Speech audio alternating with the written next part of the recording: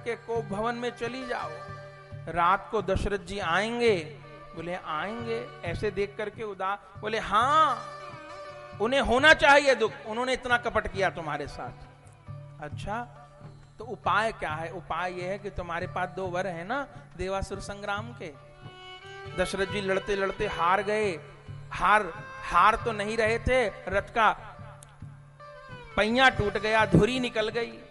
तुमने देखा कि अगर रथ के पहियों को न संभाला गया तो दशरथ जी हार जाएंगे युद्ध में असुरों से। तो तुमने रथ की धुरी, रथ के पहिए की धुरी की जगह अपनी उंगली लगा दी। मन में विचार आता है कि उंगली तो व्यक्ति की बड़ी कोमल होती है, उसमें भी स्त्री की उंगली बड़ी कोमल होती है। रथ के पहिए में लगा देने पर उंगली कैसे बचेगी, कैसे रथ को रोकेगी? इसकी भी कथा है। बचपन में कैकेयी मैया के घर पर जब वो कुंवारी थी, संत लोग आए। चातुर्मास के समय में कैकेयी मैया ने खूब सेवा करी, दुर्वासा जी की, अगस्त जी की, इन ऋषियों की खूब सेवा करी, खूब सेवा करी, हर काम अपने हाथों से किया। प्रसन्न हो गए, जाने लगे। तब वो संत लोग आशीर्वाद दे करके गए कैकेयी मैया को कि तुम जब चाहोगी तुम्हारे हाथ वज्र के हो जाएंगे, फौलाद के हो जाएंगे। उसी वर को तुमने काम लिया था जब दशरथ जी का रथ टूटने वाला था। तुमने रथ में अपनी उंगली लगा दी, दूसरी लगा दी, तीसरी, हाथ लहू लुहान हो गया। तब दशरथ ने तुमको वर मांगने को कहा था, तुमने कहा था समय आने पर मांगूंगी। अब वो समय आ गया देवी, मांग लो। क्या मांगना है ये भी बता दे। बोले पहला वर मांगना भरत के लिए राज्य, ठीक, और दूसरा मांगना राम के लिए वनवास। वनवास सुनकर के एक बार कैकेयी भी चित्कारी, अरे भरत को राज्य तो ठीक है पर राम को वनवास क्या ठीक रहेगा? ठीक क्यों नहीं रहेगा? जब तक राम रहेंगे तब तक भरत गद्दी पर नहीं बैठेगा। भेज दो 14 वर्ष के लिए। बोले 14 ही वर्ष क्यों निकले मुंह से? बोले सरस्वती जी ने निकलवाए 14 वर्ष, क्योंकि रावण की जो मृत्यु का योग है वो आज से 14 वर्ष बाद ही है। सो रावण को मार के फिर राम जी लौट आएंगे, इसलिए 14 वर्ष का आंकड़ा निकला मुंह से। और कैसा वनवास मांगना? बोले तापस बेश विशेष उदासी, 14 वर्ष राम वनवासी। साधारण वनवास नहीं मांगना। कभी दशरथ जी कहें कि चलो वनवास दे दिया, लेकिन अयोध्या की सारी संपत्ति और सारी सेना राम के साथ जाएगी। अरे बिना संपत्ति और बिना सेना की अयोध्या लेकर के क्या करेगा भरत? तो कैसा वर मांगना कि तापस बेश विशेष उदासी, अयोध्या से एक तिनका भी राम अपने साथ नहीं ले जाएगा, ये वर मांगना। तापस बेश विशेष उदासी, 14 बरस राम वनवासी। सीख मान ली, मंथरा का रंग कब में को चढ़ गया पता नहीं पड़ा। ये तो हालत देख के पता पड़ता है, आदमी का आचरण बता देता है कि कैसे लोगों का संग व्यक्ति करता है। हाँ? जो जिनको पहचान होती है वो आंख पहचान लेते हैं कैसी आंख है। आंखों के बहुत प्रकार हैं। किसी की विकारी आंखें होती हैं, किसी की शिकारी आंखें होती हैं, किसी की भिकारी आंखें होती हैं, किसी की पुजारी आंखें होती हैं। सामुद्रिक शास्त्र में पूरा वर्णन है, पूरा वर्णन है। इसलिए तो ज्ञाता जान जाता है रेखाओं का विज्ञान क्या है, यही तो है। समझ जाते हैं, बदलने लगती है छटा। हालत देख के पता चल जाता है कैसा संग हो रहा है, क्या हो रहा है। मुंह से कुछ भी बोले, अंतःकरण की परछाई बाहर आ ही जाया करती है, आ ही जाती है। रंग कर गया काम महाराज, भीतर चली गई कैकेयी। आए थे दशरथ जी, भाव विवल हो गए। आज इतना सुख का समय, मैंने सोचा था स्वयं कैकेयी को जाकर के, ये कोप भवन में क्यों चली गई? पीछे पीछे गए। गोस्वामी जी कहते हैं ऐसी पड़ी है भूमि में मानो कोई नागिन लेटी हो, केश खोल करके। दशरथ जी ने कहा देवी यहाँ क्यों पड़ी हो? बड़े लंबे वार्तालाप, बहुत देर वार्तालाप होता रहा। आखिर में कैकेयी ने कहा आपने मुझे वर मांगने को कहा था, दो। दशरथ जी कहते हैं 2 नहीं 6 मान लेना, 10 मांग लेना, आज मेरे राम का राज तिलक है, तुम दशरथ से उसके प्राण भी मांगोगी तो दे दूंगा, पर तुम ये श्रृंगार छोड़ो, ऐसे अच्छा नहीं लगता। सुहागिन स्त्री ऐसा रूप बना ले तो अच्छा नहीं लगता। कोप भवन से बाहर आओ, दोबारा ठीक वस्त्र पहनो, आभूषण श्रृंगार करो। मान लिया कैकेयी ने दोबारा आभूषण श्रृंगार करके। तब दशरथ जी ने कहा, कहो देवी क्या चाहिए? तुम बिना वचन के भी मांग लेती तो क्या मैं मना कर देता? बोले नहीं, वचन पूर्वक मांगूंगी, मुझे मेरे 2 वचन दीजिए। दशरथ जी ने कहा, हाँ हाँ, रघुकुल रीत सदा चली आई, प्राण जाए पर वचन नहीं छूटता, मांगो क्या चाहिए? बोले महाराज आप देना ही चाहते हो तो मुझे 2 वर चाहिए। कौन सा? के सुनहु प्राण प्रिय भावत जी का। गोस्वामी जी कह रहे हैं, देहूं एक वर भरत ही टीका। प्रथम वर मुझको चाहिए, भरत को टीका हो, राज तिलक भरत का हो। सुनकर अवाक रह गए। दशरथ जी कहते हैं, राम और भरत तो मेरी दोनों आंखें हैं, न मैंने कभी फर्क माना न तुमने कभी माना, आज कैसी बहकी बहकी बात कर रहे हो? पहले मेरी पूरी बात सुन लो महाराज, अभी एक ही वर मांगा है। सुनहु प्राण प्रिय भावत जी का, और देहु एक वर भरत ही टीका। और दूसरा, बोले दूसर वर मांगू कर जोरी, पूर्वहु नाथ मनोरथ मोरी। क्या वर है? कि तापस बेस विशेष उदासी, 14 बरस राम बनवासी। 14 बरस राम बनवासी। 14 बरस राम बनवासी। महाराज सुनते ही दशरथ जी मूर्छित होकर, कैसी विकल की सी अवस्था हो गई। गोस्वामी जी कहते हैं कि जैसे किसी मतगज को कोई बूढ़ा हाथी हो और उस बूढ़े हाथी के ऊपर शेर टूट पड़े, लहू लुहान कर दे, उस बूढ़े हाथी का पेट फाड़ दे और विकल होकर के वो छटपटाने लगे, ऐसी अवस्था दशरथ जी की हो गई। तुमने क्या कहा? तुम हंसी कर रही हो ना, तुम विनोद कर रही हो, कह दो कि तुम विनोद कर रही हो, विनोद कर रही हो। ये विनोद मुझसे ज्यादा देर सहन नहीं होगा, मेरी छाती फट जाएगी। कैकेयी कह दो कि तुम मेरे से हंसी कर रही हो। नहीं नहीं, मैं कोई हंसी नहीं कर रही, मुझे 2 वर चाहिए, भरत को राज दो और राम को देश निकाला दो। कितना रोए हैं दशरथ, देखिए रामचरित, कितना रोए हैं। चरण पकड़ लिए कैकेयी के, चरण पकड़ लिए, तू जो कहेगी मैं मानूंगा। अरे राम तो शत्रुओं को भी बुरे नहीं लगते। राम जी को देख करके सर्प भी अपना विष छोड़ देता है, बिच्छू अपना विष त्याग देता है। उस राम से तू क्यों द्रोह कर रही है? तू कह दे कि तू झूठ कह रही है, हंसी कर रही है, पर न माने, न मान। विकल हो गए, मूर्छित हो गए, पछाड़ खा खा कर गिरने लगे। रोते रोते सुबह हो गई। इधर तैयारी हो रही है राज तिलक की, राजा की प्रतीक्षा सारी प्रजा कर रही है। अब राजमहल का द्वार खुलेगा, अब खुलेगा, अब खुलेगा, अब खुलेगा, नहीं खुला। क्या बात है, सारे नगर में तो शहनाई बज रही हैं, द्वार नहीं खुला।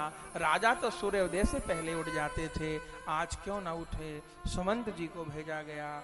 पता चला जो रात को कैकेयी मैया के भवन में गए थे सो लौट करके नहीं आए। भागे भागे सुमंत जी पहुंचे, देखा तो महाराज नीचे रो रहे हैं पड़े हुए दशरथ। पास में कैकेयी खड़ी है, वार्तालाप हो रहा है, जोर जोर से बोलने की आवाज आ रही है। पहुंचे हैं सुमंत, हाथ जोड़ करके पूछा है, महाराज आपकी दशा कैसे? बोल नहीं पाए दशरथ। कैकेयी बोली, सुमंत तुम्हारा काम नहीं है, जाओ शीघ्र राम को बुला लाओ। ये सारी रात राम ही राम पुकार रहे हैं, जाओ राम को बुला लाओ। भागे भागे सुमंत गए हैं राम जी को लेने के लिए। आज राम जी भी रात्रि में नहीं सोए हैं, वशिष्ठ जी ने कहा है आज सीता और राम दोनों जागरण करें, मंत्र जप करें। कौशल्या भी नहीं सोई हैं, सारी रात कौशल्या पोशाक बनाती रही। कल राम को ये पोशाक पहराऊंगी। सारी रात नारायण सहस्त्र नाम, विष्णु सहस्त्र नाम का पाठ करती रही। सुबह आरती राम से ही करवाऊंगी, प्रसाद खिला करके, आरती करके, यहीं से वस्त्र पहना करके, यहीं अभिषेक करवा के दुल्हा दुल्हन को भेजूंगी राजमंडप के लिए। सब मनोरथ कर रहे हैं। पहुंचे राम जी के भवन में। कहिए सुमंत जी कैसे आगमन हुआ? आपको आपके पिताजी ने याद किया है। उन्हीं वस्त्रों में, पूजा के वस्त्रों में चल पड़े राम जी, चल पड़े। चल करके सीधा आए हैं भवन में, और भवन में आकर के देखा विचित्र स्थिति, विचित्र स्थिति। पूछना चाहते हैं दशरथ जी से, दशरथ जी के मुख से शब्द नहीं निकलता।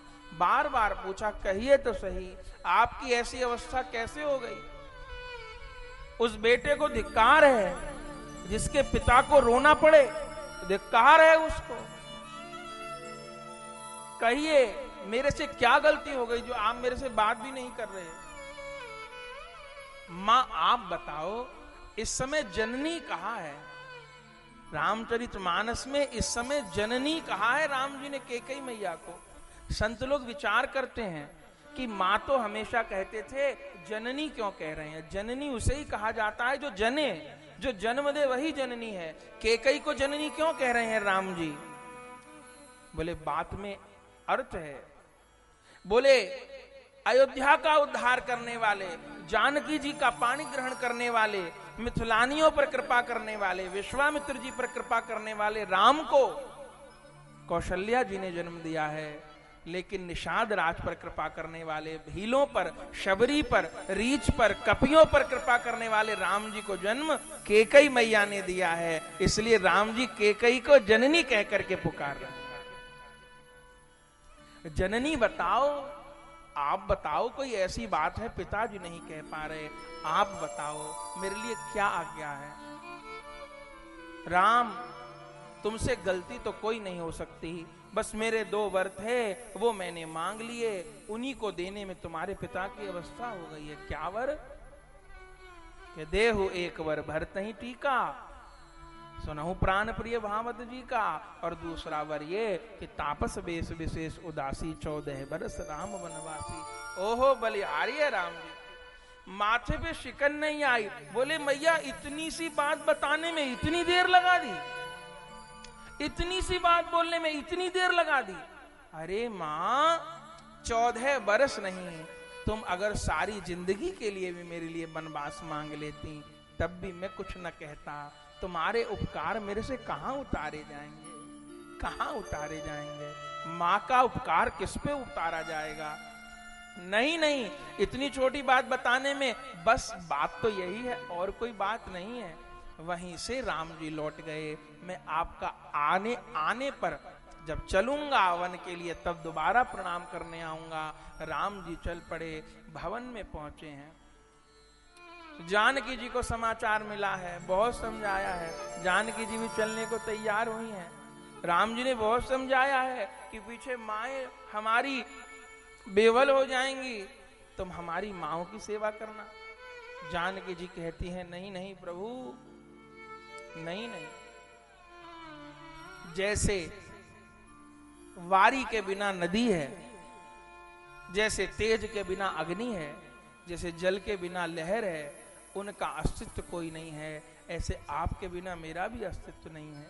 आपके चरण कमलों में मुझे मेरे पिता ने समर्पित किया है प्रभु, आपके बिना मैं नहीं रहूंगी। बहुत वार्तालाप हुआ है, जानकी जी को भी स्वीकार किया है।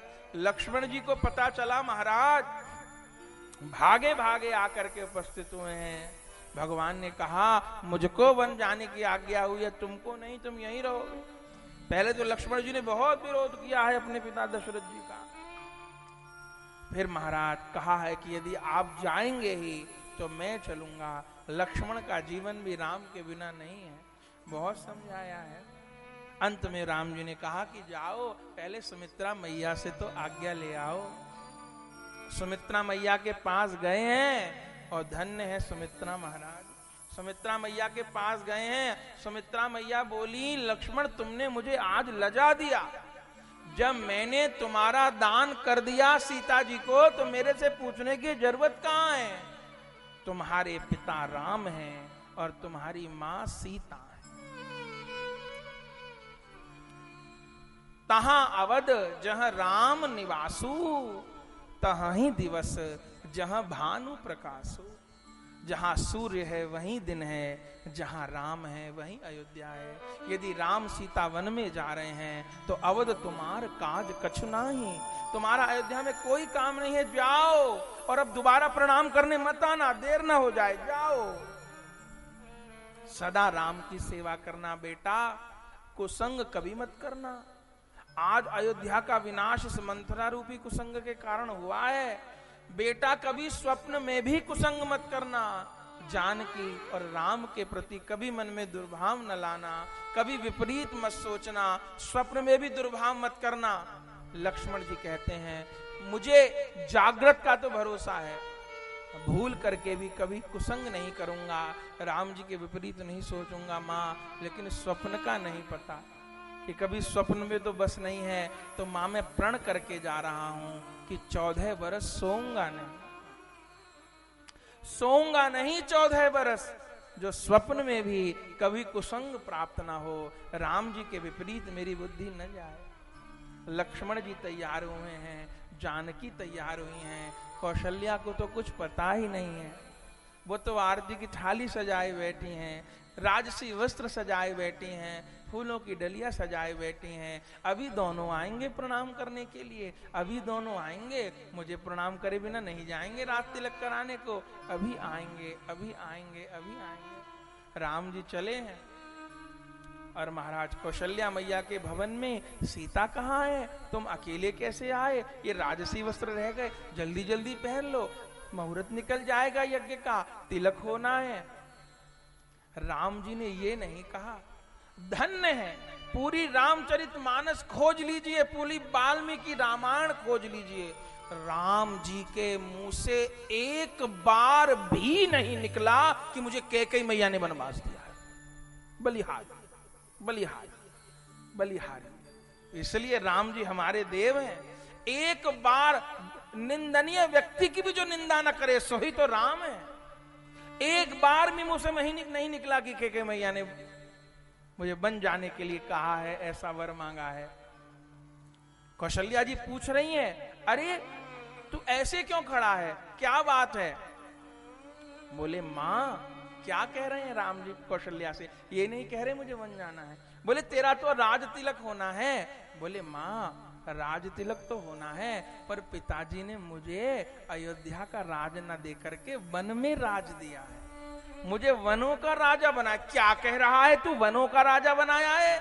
हाँ पिताजी ने मुझे वन का राजा बनाया है, वन का राज तिलक किया है माँ, सो मैं वन जा रहा हूं। थोड़े दिन की तो बात है, 14 बरस में लौट करके फिर अपनी माँ से मिलूंगा। सुनते ही चित्कार मार कौशल्या गिर पड़ी हैं, कौन संभाल। बहुत देर हो गई थी श्री सीता जी को संभालते हुए, राम जी को संभालते हुए, रुदन करते हुए कौशल्या पड़ी हैं। सब सारा नगर को समाचार मिल गया है। आज जहां बधाइयों की तैयारी थी, शहनाई बजनी थी, मातम छा रहा है, घर घर में लोग रो रहे हैं। कैकेयी को गाली दे रहा है, कोई मंथरा को गाली दे रहा है, कोई दशरथ जी को ही भला बुरा कह रहा है, सब रो रहे हैं, ये क्या हुआ। और महाराज इधर तो श्री राम जानकी जी लक्ष्मण जी पहुंचे हैं कैकेयी मैया के पास। कठोरता की हद हो गई। जिस समय कैकेयी मैया थाल में वलकल ले आई, वनवासियों के कपड़े ले आई, उस समय वशिष्ठ जी की पत्नी अरुणधति के भी आंखों से आंसू निकलने लगे। एक सेविका भागी भागी अरुणधति के पास गई, अरे गुरु मां ये कैकेयी किसी की नहीं मान रही, आप चलिए, आपसे तो इसने बहुत दिन सत्संग सुना है, आपसे तो बहुत दिन सत्संग सुना है, आप समझाइए। वाल्मीकि रामायण में कथा आती है कि अरुंधति सब ब्राह्मणियों को लेकर के, ऋषि पत्नियों को लेकर के महल में आती हैं, कैकेयी को समझाती हैं पर नहीं समझ आता। कुछ भाई हमसे कहते हैं वैष्णव कि फला व्यक्ति की मति खराब हो रही है, आप समझाइए उसको बताइए उसकी गलती, उसको समझाइए। हम कहते हैं भैया इतने बरस सत्संग सुनकर के जिसकी बुद्धि न संभली, हम 10 मिनट 15 मिनट घंटा 2 घंटा अलग बैठा के समझा देंगे, क्या होगा उनका? इतने बरस सत्संग सुनने के बाद भी जिनकी बुद्धि बिगड़ गई, तो हमारे पास कोई जादू की छड़ी थोड़ो है कि हम सिर पे घुमाएंगे और आदमी सुधर जाएगा। हमारे घंटा 2 घंटा देने से कुछ नहीं होने वाला। जिसको इतने दिन का सत्संग न सुधार पाया, कुछ नहीं होगा। अब तो वही होगा, वही है वही जो राम रची राखा। यही समझ लेना चाहिए कि राम जी की ऐसी इच्छा है, राम जी की ऐसी इच्छा है, प्रभु भली करें।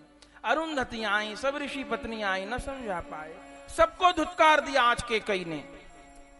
गोस्वामी जी कहते हैं सर्पणी जैसा स्वभाव हो गया है केकई का। सब आश्चर्य में है, ये क्या हो गया केकई को? केकई ऐसी कभी नहीं थी। ये केकई के भीतर किसकी आत्मा घुस गई? सब हैरान है, कोई समझ नहीं पा रहा। कठोरता की हद हो गई। अरुंधति भी न संभल पाई। वशिष्ठ जी तो मानो श्राप दे देना चाहते थे केकई को, चुप हो जा पापिनी, राम जी को वल्कल धारण कराएगी, चुप हो जा, कहीं मैं श्राप ना दे दूं, मेरा अक्रोध रहने का वर टूट न जाए, नियम टूट न जाए, मैं श्राप देकर भस्म कर दूंगा तुझको।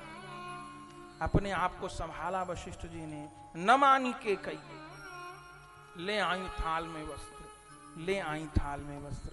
ओहो, जानकी जी को तो पहनने भी नहीं आते। साद्वैतम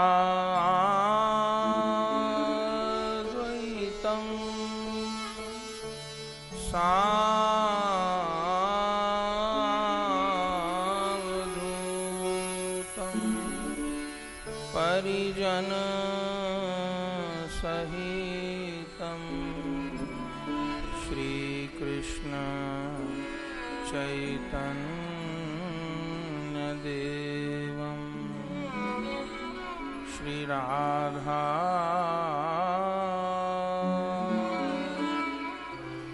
कृष्ण पादा सहगन ललिता श्री विशाखान्विता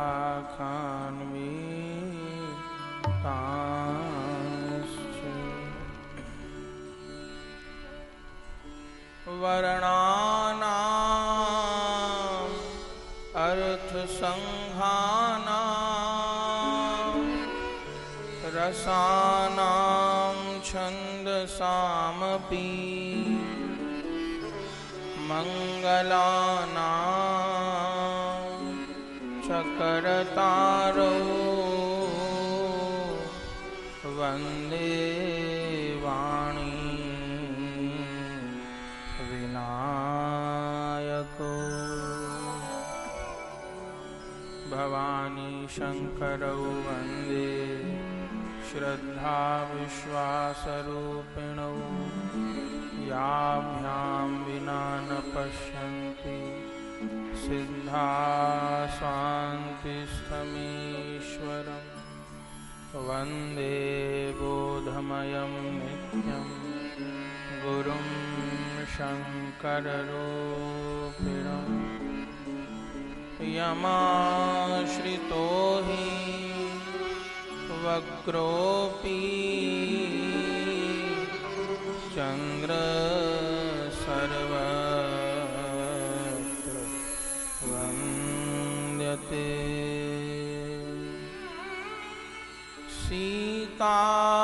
सीताराम गुणग्राम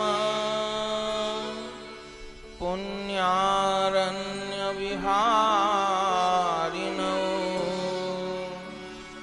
वन्दे विज्ञानौ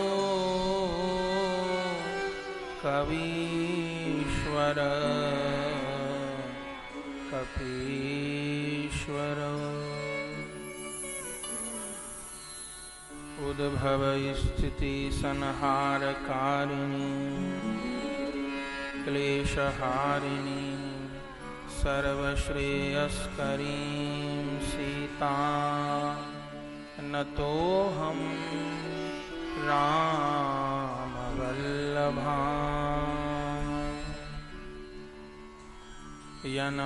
यन्मायावशवर्ती विश्वमखिलं ब्रह्मादिदेवासुरा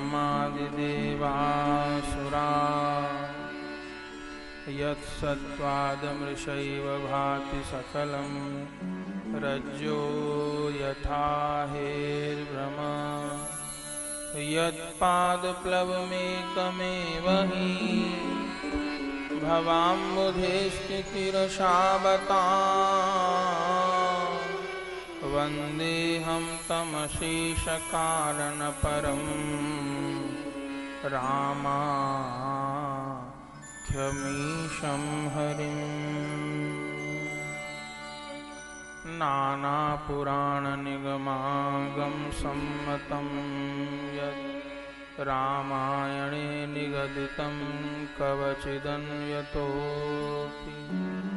स्वान्तासुखाय तुलसी रघुनाथगाथा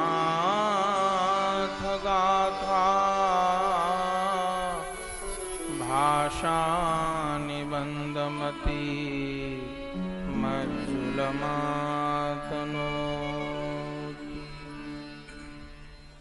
जय सुमिरत सिद्ध होय गणनायक करिवर वदन करहु अनुग्रह सोय बुद्धिराशि शुभगुण सदन मूक होई वाचाल पंगु चढ़ई गिरिवर गहन जासु कृपा सुदयाल द्रवहु सकल कलिमल दहन नील सरोरुह श्याम तरुण अरुण बारिज नयन करहु सुमम उर्धाम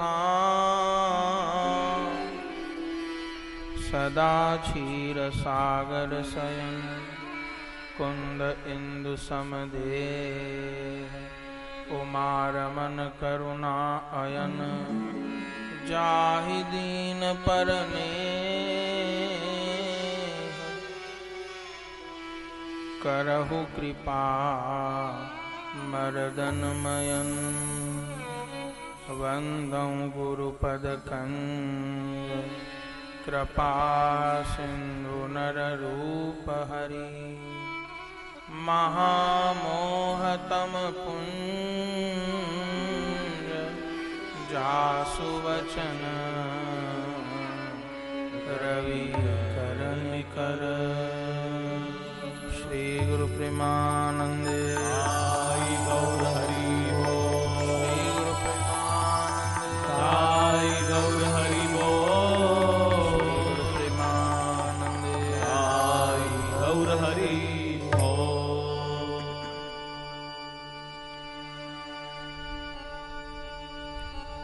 नीताय गौर राधेश्याम जप हरे कृष्णा हरे राम नीताय गौर राधेश्याम जप हरे कृष्णा हरे राम नीताय गौर राधेश्याम जप हरे